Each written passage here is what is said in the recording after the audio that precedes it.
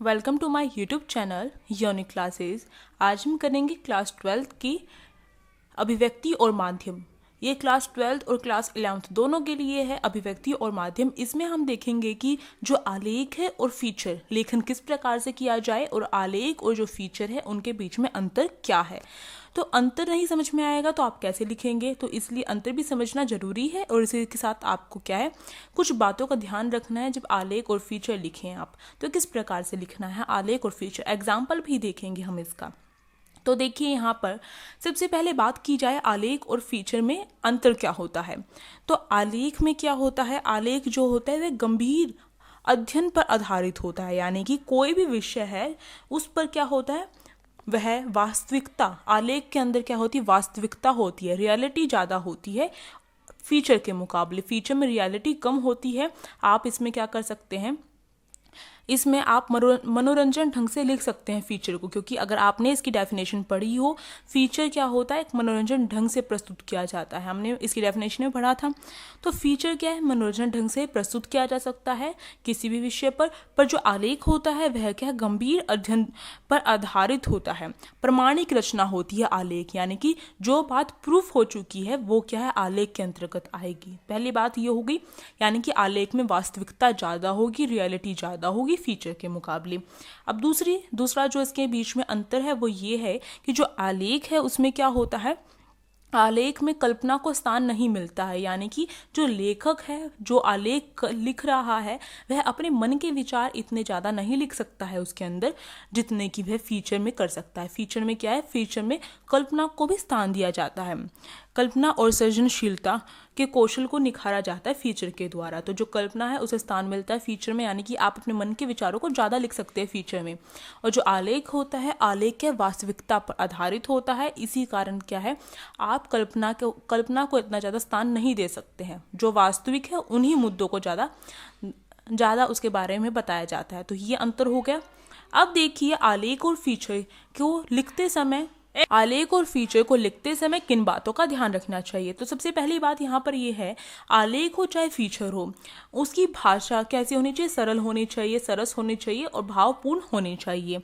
ऐसा ना हो कि आप क्या है, बहुत सारे कठिन शब्दों का प्रयोग कर रहे हैं ये दिखाने के लिए कि आपको क्या नॉलेज ज़्यादा है। ऐसा बिल्कुल नहीं होना चाहिए। आप कुछ कठिन शब्दों का भी प्रयोग करिए, पर ऐसा ना करिए कि वो जो कठिन शब्द है उससे कोई परिचित ही ना हो। तो क्या फ़ायदा आपके आलेख लिखने का या फिर फीचर लेखन करने का, क्योंकि आपने देखा होगा न्यूज़पेपर में भी आते हैं आलेख और जो फीचर होते हैं। तो क्या फ़ायदा होगा जब तक कोई उसे नहीं पढ़ पाएगा। तो दूसरी बात आपको ध्यान रखनी है, इसमें नई जिज्ञासाएं जागृत करने की क्षमता होनी चाहिए, यानी कि ऐसा जब आप फीचर लिखें चाहे आलेख लिखें, आपको तो ऐसा लिखना है जिससे क्या हो, जो भी पढ़ने वाला है वह एकदम से जिज्ञासुक हो जाए जानने के लिए कि इस विषय के बारे में और भी ज़्यादा मैं जानकारी प्राप्त करूं। ऐसा होना चाहिए जो भी पढ़ने वाला है उसे। अब तीसरी बात ध्यान रखनी है, इसमें विचारों की अधिकता होनी चाहिए। जो विचार हैं उनकी अधिकता होनी चाहिए इसके अंतर्गत, यानी कि अधिक से अधिक जो विचार हैं, जो भी बात आप पहुँचाना चाहते हैं वो पहुँचा सकते हैं। चौथी बात, इसमें किसी बात को बार बार नहीं दोहराना चाहिए। ऐसा ना हो कि आलेख और फीचर लेखन करते समय पेज भरने के चक्कर में ऐसा किया जाए या फिर लेंथी दिखाने के चक्कर में ऐसा किया जाए कि आप क्या है, अपनी बात को बार बार रिपीट करते जाएं। ऐसा नहीं होना चाहिए। जो बात है वो एक ही बार हो, बार बार ना हो, क्योंकि बार बार करने से ऐसा तो नहीं है वो सच हो जाएगी, बिल्कुल नहीं। तो एक ही बार होनी चाहिए, बात को बार बार दोहराना भी नहीं है। अब पांचवी जो बात है वह है, यह नवीनता और ताजगी से युक्त होनी चाहिए, यानी कि जो भी आप लिख रहे हैं, फीचर किसी विषय पर लिख रहे हैं चाहे आलेख लिख रहे हैं किसी विषय पर, ऐसा ना हो कि आपकी नॉलेज में उस विषय के बारे में इतनी जानकारी ना हो। आपको क्या है, जो भी विषय आप ले रहे हैं उसके बारे में आपको अच्छी जानकारी होनी चाहिए, तभी तो आप कुछ लिख पाएंगे। जब तक आपके अंदर जानकारी नहीं होगी उस विषय को लेकर, आप कुछ नहीं जानते होगे, तो आप उसके बारे में इतना अच्छा नहीं लिख सकते हैं। एग्जाम्पल ले लीजिए यहाँ पर अपनी रियल लाइफ से। आप स्टूडेंट है, अभी आपका जो एग्ज़ाम होगा उसमें ऐसा प्रश्न आ जाए आपका, आप उसके बारे में परिचित ही नहीं है, आप सोचने बैठ जाएंगे कि ये प्रश्न कहाँ से आ गया, क्या आ गया, मैं क्या लिखूँ इसके बारे में। तो आप इतने अच्छे तरीके से उसे नहीं लिख सकते, अटैम्प्ट नहीं कर सकते हैं। इसी तरीके से अगर कोई लेख लिख रहा है या फिर आप कोई भी फीचर लेखन कर रहा है, तो उसमें अगर तो उसमें अगर कोई भी विषय उठाया गया है, क्योंकि उसके ऊपर ही लिखा जाता है, विषय के ऊपर कोई विषय उठाया गया है, तो उसकी अच्छी खासी नॉलेज होनी चाहिए। और नॉलेज भी कैसी हो, ऐसा ना हो 10 साल पुरानी नॉलेज हो, ऐसा नहीं होना चाहिए। नवीनता होनी चाहिए और ताजगी होनी चाहिए। इसका मतलब यही है। ऐसा होता है बहुत बार, कोई भी विषय है उसके बारे में पुरानी आपको जानकारी होती है, पर अभी वर्तमान में क्या चीज़ चल रही है वो नहीं पता होता है, तो आपका फीचर जो है इतना ज़्यादा आगे नहीं जाएगा, प्रसिद्ध नहीं होगा। इसी प्रकार से आलेख भी प्रसिद्ध नहीं होगा जब तक आप इस समय की, जो समय चल रहा है, वर्तमान तक की जानकारी नहीं रखते हैं। तो नवीनता के साथ होना चाहिए। अब छठी जो बात ध्यान रखनी है, इसका आकार बहुत बड़ा नहीं होना चाहिए। जो फीचर है उसका तो 250 से लेकर 2500 तक या फिर 2000 तक के शब्दों का बता रखा है। तो आपने फीचर के बारे में अगर विशेषताएं नहीं देखी है, उसके बारे में परिभाषा नहीं पढ़ी है, तो उसका मैं आपको लिंक दे दूंगी, उससे आप क्या कर सकते हैं, पढ़ सकते हैं। तो इतने शब्दों तक, कम से कम शब्दों में अभिव्यक्त करने, अपने विचारों को प्रस्तुत करना ही क्या है, आलेख और फीचर है। अब मैं यहाँ पर आपको बताऊँ, अगर आप एग्जाम में लिख रहे हैं तो उस टाइम पर आप कैसे लिखें। आपको क्या करना है, आपको ज़्यादा से ज़्यादा एक पेज का, और कम से कम एक पेज का आपको लिखना है, और ज़्यादा से ज़्यादा हो जाए तो 1.5 पेज तक का करना है। तो यहाँ पर एक पेज का मतलब क्या है, आगे पीछे का एक पेज नहीं, बल्कि केवल फ्रंट जो है, मान लीजिए आपका पेज है, बस यहीं पर लिखना है, इसके पीछे वाले हिस्से पर नहीं लिखना है। तो इतना आपको लिख के आना है, पूरा पेज फिल करना, ऐसा ना हो आधा कर लें आप, ऐसा नहीं, पूरा पेज।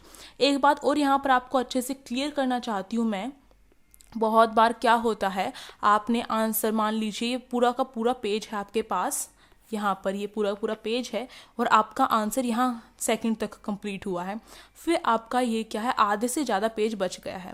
तो इस टाइम पर आपको यहाँ पर फीचर लेखन या फिर आलेख लेखन करने के लिए आता है, तो आपको बिल्कुल भी इस पेज पर नहीं करना है, आपको दूसरा आंसर इसमें अटैम्प्ट कर दीजिए, क्योंकि आपको फीचर लेखन, आलेख लेखन या फिर किसी प्रकार का कोई लेखन होता है, वो क्या करना होता है, पूरा जो पेज खाली होता है उस पेज से ही स्टार्ट करना होता है। ऐसा कंपलसरी नहीं है, यहाँ पर मेरी एडवाइस है, ये ऐसे ही करना चाहिए आपको। क्यों? क्योंकि टीचर क्या देखते हैं कि अगर मान लीजिए आप ये इतना पेज कंप्लीट हो रखा है आपका, और उसके बाद आप स्टार्ट करते हैं, तो आपको नेक्स्ट पेज भी करना होगा। पूरा नहीं करेंगे तो टीचर को क्या लगेगा कि बच्चे ने क्या है, कम लिखा है। तो इसलिए यहाँ पर ये आधा पेज ही गिना जाएगा, चाहे आपका आधे से ऊपर ही क्यों ना हो।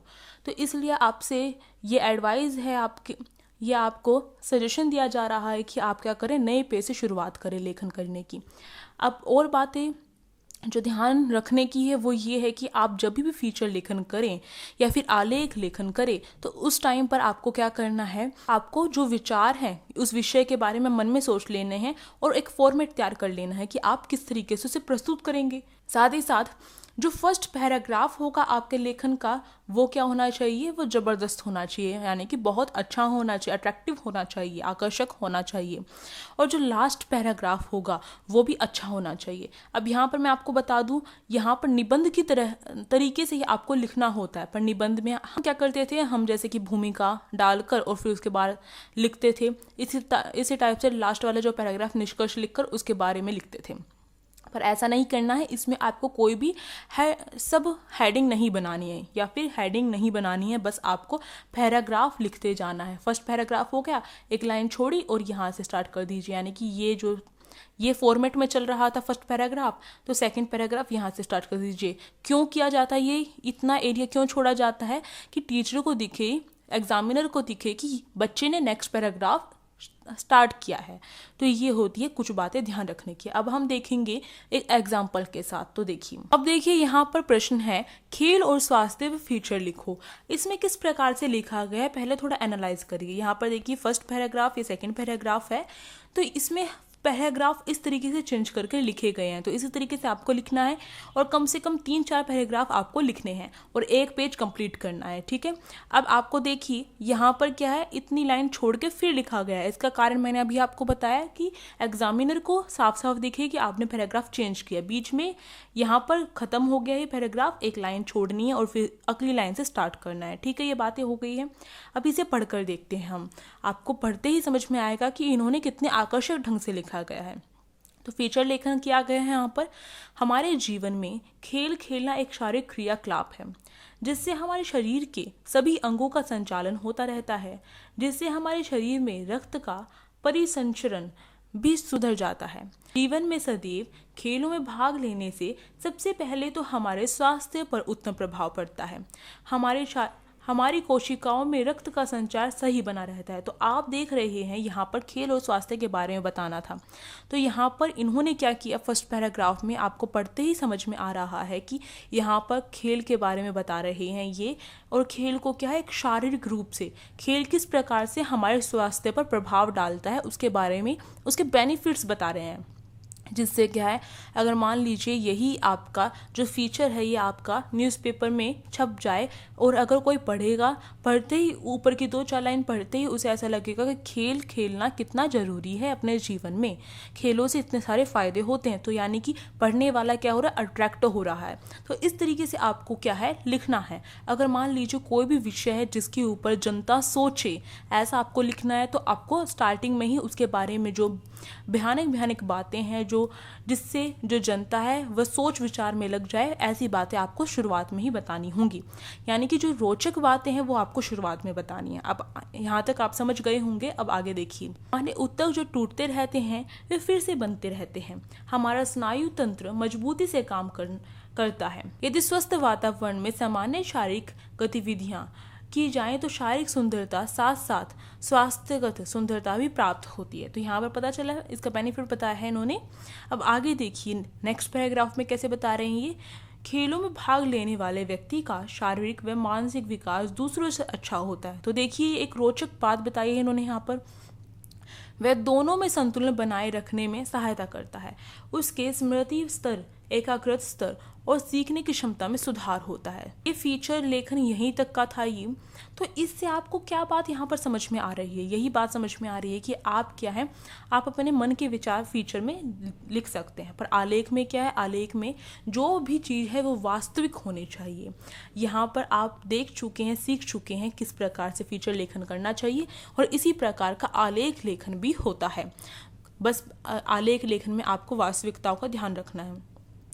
तो यहाँ पर आपने सीख लिया है फीचर लेखन कैसे करें, आलेख लेखन कैसे करें, और साथ ही साथ आपने सीख लिया है कि इनके बीच में डिफरेंस क्या है, अंतर क्या है। अगर आपको देखना है नए और अप्रत्याशित विषयों पर लेखन किस प्रकार से किया जाए तो उसका लिंक डिस्क्रिप्शन बॉक्स में आपको दे दिया जाएगा अगर नहीं देखा है तो।